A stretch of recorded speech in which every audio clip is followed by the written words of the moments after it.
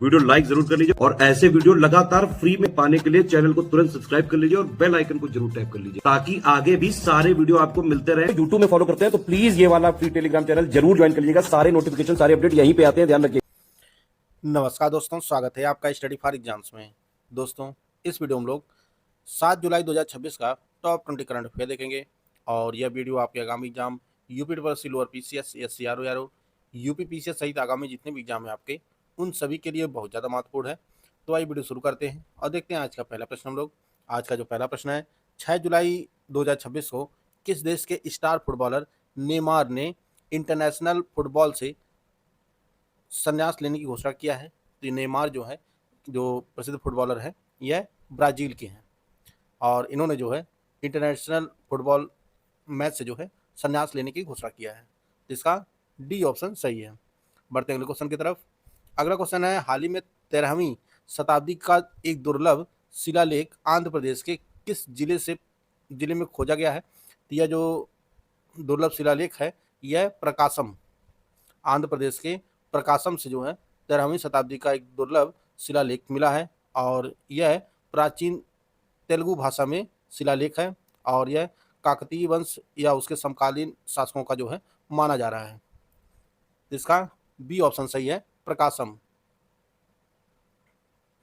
वक्फ संशोधन 2025 के तहत अपने वक्फ बोर्ड में पहली बार 2 हिंदू यानी गैर मुस्लिम सदस्यों को शामिल करने वाला देश का पहला राज्य कौन बन गया है। यह मध्य प्रदेश बना है। इस संशोधन के तहत मध्य प्रदेश वक्फ बोर्ड ने पहली बार जो है 2 हिंदू सदस्य को जो है शामिल किया है। उनके नाम मनोज मालपानी और अनिमेश भार्गव, ये दो सदस्य हैं जो मध्य प्रदेश वक्फ बोर्ड में जो है शामिल हुए हैं और ये दोनों जो है पहली बार ऐसा हुआ है जब कोई गैर मुस्लिम जो है सदस्य शामिल हुआ है। इसका डी ऑप्शन सही है, मध्य प्रदेश। 6 जुलाई 2026 को किस राज्य सरकार ने नवाचार आधारित उद्यमों को बढ़ावा देने और युवाओं के लिए रोजगार पैदा करने के उद्देश्य से स्टार्टअप नीति 2026 को मंजूरी दिया है। तो ये उत्तर प्रदेश सरकार ने जो है उत्तर प्रदेश स्टार्टअप नीति 2026 को मंजूरी दिया है 6 जुलाई 2026 को। इसका बी ऑप्शन सही है।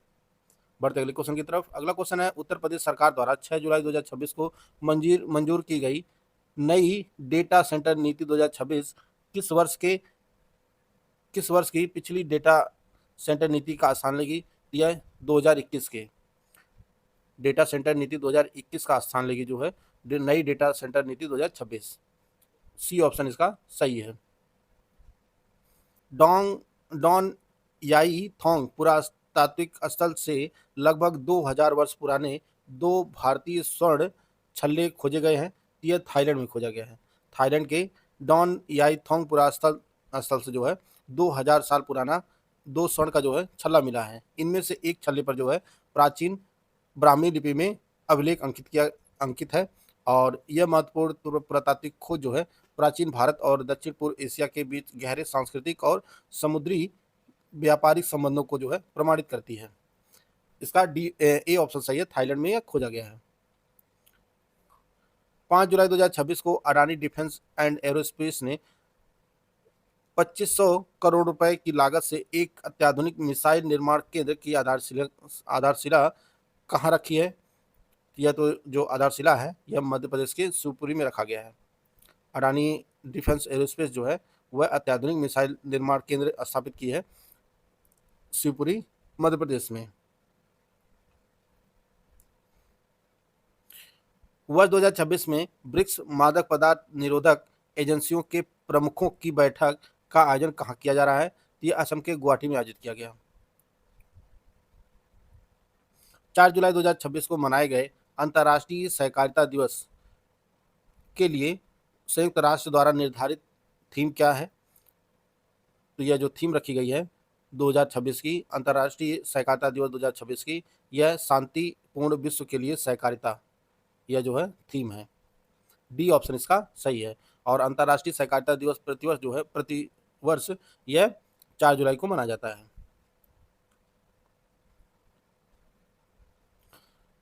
हाल ही में मुंबई में आयोजित HCL squash PSA challenger tour 2026 का महिला एकल का खिताब किस भारतीय खिलाड़ी ने जीता है? तो यह तन्वी खन्ना ने जीता है। तन्वी खन्ना ने यह चैलेंजर टूर जो है जीता है। हाल ही में भारत की किस सरकारी तेल मार्केटिंग कंपनी ने ब्राजील की आईबीवी ब्राजील पेट्रियोल लिमिटेड में 100% हिस्सेदारी का अधिग्रहण कर लिया है? तो यह बीपीसीएल ने, भारत पेट्रोलियम कॉर्पोरेशन लिमिटेड ने जो है यह अधिग्रहण किया है।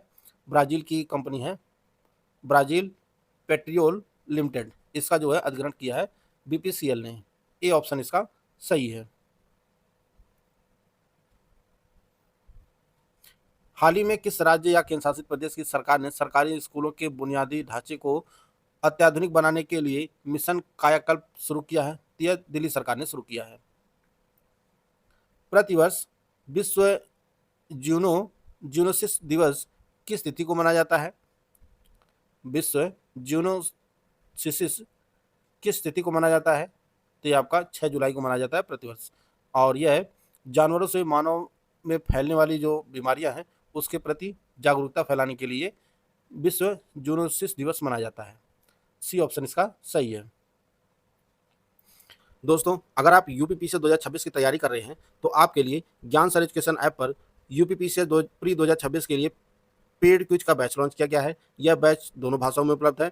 इसमें आपको 4000 से ज़्यादा क्वेश्चन की प्रैक्टिस कराई जाएगी, और इसमें मिक्स क्वेश्चन होंगे। इसमें जितने भी आपके सिलेबस में पॉइंट है पूरी के, करंट अफेयर, ज्योग्राफी, हिस्ट्री, सारे मतलब पॉइंट की जो है इसमें मिक्स होंगे, और इनसे क्विज की जो है आपको प्रैक्टिस कराई जाएगी। इसमें आपको अटेम्प्ट करने के बाद आप इसमें रिजल्ट देख सकते हैं, अपना रैंक देख सकते हैं, कितने परसेंटाइल हो रहा है आपको वो देख सकते हैं आप, और आप चाहे जितना अटेम्प्ट कर सकते हैं कुछ को, और इसकी जो वैलिडिटी होगी वह एग्जाम तक होगी।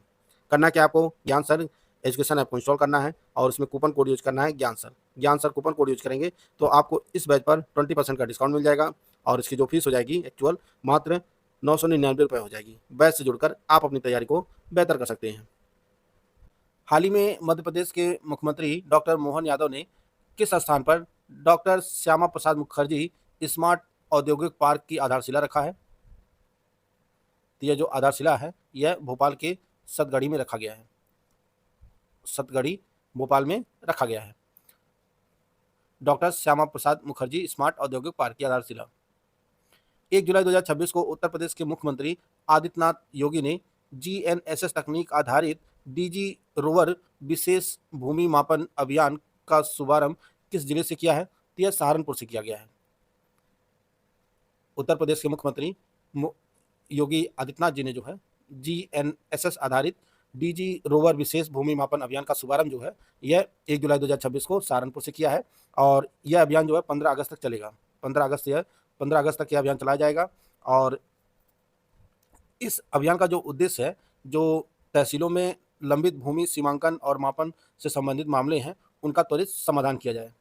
आप सभी को पता है कि जो भूमि मापन के लिए काफ़ी टाइम से जो लटका रहता है चीज़ें कि नहीं हो पाती हैं, अटकी रहती हैं किसी न किसी कानूनी पेच की वजह से, उसको तेजी करने के लिए यह अभियान शुरू किया गया है, डीजी रोवर विशेष भूमि मापन अभियान, और यह 1 जुलाई से 15 अगस्त तक जो है आयोजित किया जाएगा। बढ़ते अगले क्वेश्चन की तरफ।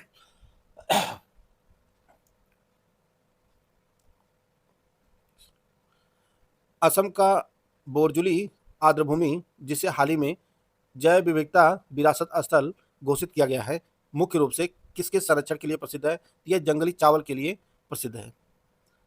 असम का बोरजुली आर्द्रभूमि जो है, जिसे जैव विविधता विरासत स्थल घोषित किया गया है, यह जंगली चावल के लिए संरक्षित है। बी ऑप्शन इसका सही है। जुलाई 2026 में किस भारतीय विकेटकीपर बल्लेबाज ने आईसीसी पुरुष T20 इंटरनेशनल बल्लेबाजी रैंकिंग में शीर्ष स्थान हासिल किया है? तो यह ईशान किशन ने हासिल किया है। भारतीय बल्लेबाज ईशान किशन ने जो है आईसीसी पुरुष T20 इंटरनेशनल बल्लेबाजी रैंकिंग में जो है शीर्ष स्थान हासिल किया है, और इन्होंने अभिषेक शर्मा को जो है पछाड़ा है। प्रसिद्ध अघर जित्तो मेला प्रतिवर्ष जम्मू कश्मीर के किस जिले में आयोजित किया जाता है? तो यह रियासी जिले में आयोजित किया जाता है प्रसिद्ध अघर जित्तो मेला।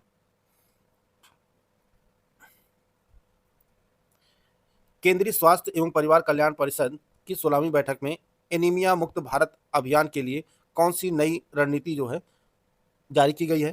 तो यह जो नीति जारी की गई है वह 7x7x7 रणनीति जारी की गई है। CCHFW की 16वीं बैठक में जो है एनीमिया मुक्त भारत अभियान के लिए 7x7x7 रणनीति जारी की गई है। इससे पहले जो रणनीति थी, जो ढांचा था, वह 6x6x6 रणनीति थी और इसे अपग्रेड करके जो है 7x7x7 कर दिया गया है। और बात करें एनीमिया मुक्त भारत अभियान की, तो इसे 2018 में लॉन्च किया गया था। 2018 में 1 से 2 जुलाई 2026 तक 29वें राष्ट्रीय ई शासन सम्मेलन का सफल आयोजन कहाँ किया गया? तो इसका जो आयोजन है वह जयपुर राजस्थान में किया गया था। 1 से 2 जुलाई 2026 तक 29वें राष्ट्रीय ई शासन सम्मेलन का आयोजन राजस्थान के जयपुर में आयोजित किया गया था। ए ऑप्शन इसका सही है। तो दोस्तों यह 7 जुलाई 2026 का करंट अफेयर था, इसको हम लोग कवर कर लिए हैं। पिछले दिन का करंट अफेयर एक बार हम लोग फटाफट रिवाइज कर लेते हैं। ऑस्ट्रेलिया ने फाइनल में किस टीम को हराकर 7वीं बार आईसीसी महिला T20 विश्व कप का खिताब जीता है? तो इंग्लैंड को हराकर 7वीं बार खिताब जीता है। हाल ही में किस राज्य सरकार ने केंद्र सरकार के 100 दिवसीय टीबी मुक्त भारत अभियान में देश भर में पहला स्थान हासिल किया है? तो यह उत्तर प्रदेश ने हासिल किया है। 5 जुलाई 2026 को जारी ग्लोबल पासपोर्ट इंडेक्स 2026 में भारत को कौन सा स्थान प्राप्त हुआ है? तो भारत 125वें स्थान पर आ गया है। 4 जुलाई को निधन होने वाली पद्म विभूषण डॉक्टर तीजन बाई का संबंध मुख्य रूप से किस पारंपरिक लोक गायन शैली से था? तो इनका जो संबंध था वह पंडवानी गायन लोक शैली से था। हाल ही में कौन सबसे कम उम्र में पदार्पण करने वाले भारतीय क्रिकेटर बन गए हैं? तो यह वैभव सूर्यवंशी बने हैं। 3 जुलाई 2026 को पीएम नरेंद्र मोदी ने Bharat Japan joint economic forum के दौरान निम्नलिखित में से किस नई पहल को शुरू करने का ऐलान किया है? तो इसका नाम है जापान बिजनेस वीक है। 3 जुलाई 2026 को केंद्रीय माध्यमिक शिक्षा बोर्ड CBSE का नया चेयरमैन किसे नियुक्त किया गया है? तो यह प्रशांत सीताराम लोखंडे नियुक्त हुए हैं। 3 जुलाई 2026 को नेपाल के ललितपुर में स्थित किस ऐतिहासिक स्थल को यूनेस्को एशिया प्रशांत सांस्कृतिक धरोहर संरक्षण पुरस्कार 2025 सम्मानित किया गया है? तो इसका नाम है ज्येष्ठ वर्ण महाविहार। 3 जुलाई 2026 को इलेक्ट्रॉनिक्स और IT मंत्रालय के आदेश के बाद ई रिक्शा बैटरी को कंट्रोल करने वाले किस प्रमुख चीनी ऐप को प्ले स्टोर से हटा दिया गया है? तो इसका नाम बैट BMS है। भारत और किस देश के बीच द्विपक्षीय निवेश समझौता BIA 4 जुलाई 2026 से आधिकारिक रूप से प्रभावी हो गया है? तो भारत इजराइल के बीच यह समझौता प्रभावी हुआ 4 जुलाई 2026 से। हाल ही में भारत सरकार ने प्रवासी भारतीयों के लिए कौन सा नया डिजिटल कार्ड लॉन्च किया है? तो इसका नाम EOCI कार्ड है। 6 से 8 जुलाई 2026 को जिनेवा में आयोजित होने वाले उपभोक्ता संरक्षण पर UNCTAD के 9वें सत्र की अध्यक्षता कौन सा देश करेगा? तो अपना देश भारत करेगा। अमेरिका के 250वें स्वतंत्रता दिवस समारोह में भाग लेने के लिए भारतीय नौसेना का कौन सा नौकायन प्रशिक्षण पोत न्यूयॉर्क पहुंचा है? तो यह INS सुदर्शनी ने भाग लिया है। बुकमन फिलैंथ्रोपीज द्वारा अगले 10 वर्षों तक फंडिंग दिए जाने के बाद अंतर्राष्ट्रीय बुकर पुरस्कार का नाम बदलकर क्या रखा जा रहा है? इसका नाम जो रखा जा रहा है वह बुकमन अंतर्राष्ट्रीय बुकर पुरस्कार। हाल ही में माइक्रोसॉफ्ट, सिंगटेल, टाटा कम्युनिकेशंस और लाइट स्टॉर्म्स के संघ ने किस नए सबमरीन केबल सिस्टम के निर्माण के लिए अनुबंध पर हस्ताक्षर किए हैं? इसका नाम भारत दक्षिण पूर्व एशिया केबल है। हाल ही में किस राज्य की प्रसिद्ध जलभरा, जिसे स्थानीय नाम से जोल भोरा कहा जाता है, संदेश मिठाई को GI टैग प्रदान किया गया है? तो यह पश्चिम बंगाल की है। हाल ही में केइको फुजिमोरी किस देश का नया राष्ट्रपति चुना गया है? तो यह पेरू के राष्ट्रपति बने हैं। 2 जुलाई 2026 को नई दिल्ली में प्लास्टिक रिसाइकलिंग और स्थिरता पर कौन सा वैश्विक सम्मेलन आयोजित किया गया? तो दूसरा सम्मेलन आयोजित किया गया। हाल ही में महिलाओं और बच्चों के लिए सुरक्षित डिजिटल इकोसिस्टम बनाने के उद्देश्य से किस राज्य की पुलिस ने ऑपरेशन सुरक्षित साइबर स्पेस शुरू किया है? तो यह गुजरात पुलिस ने शुरू किया है। हाल ही में US India strategic partnership forum द्वारा 2026 लीडरशिप अवार्ड से किसे सम्मानित किया गया है? तो यह सुनील भारती मित्तल को सम्मानित किया गया है। तो दोस्तों यह आज का करंट अफेयर था जिसको हम लोग कवर कर लिए हैं। वीडियो आपको अच्छा लगे तो लाइक कर सकते हैं, चैनल को सब्सक्राइब कर लीजिए। मिलते हैं नेक्स्ट वीडियो में, तब तक ले जय हिंद, जय भारत।